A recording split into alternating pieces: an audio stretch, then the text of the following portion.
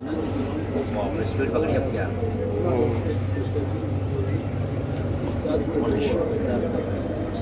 अब सही चाइना है। की मेट्रो है चाइना की मेट्रो कितनी स्पीड होगी बताओ इसकी? इसकी 60-70 आगे बता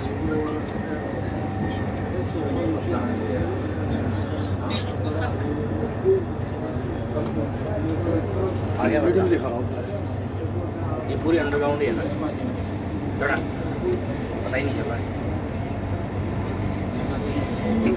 माशाल्लाह अच्छा सिस्टम है ना।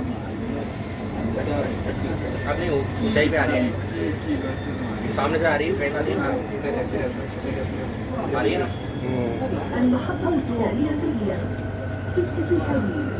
स्टेशन आ गया एक और इधर को इधर लाइन ही है अरे अपना स्टेशन देख लो कौन सा है। लास्ट वाला है 28 लास्ट वाला स्टेशन है ये स्टेशन है पता भी नहीं चल रहा स्टेशन है। हाँ ये स्टेशन है ना इधर मैं कह रहा हूँ स्टेशन है पता नहीं चल रहा स्टेशन है। इसमें कौन सा फर्स्ट क्लास है भाई?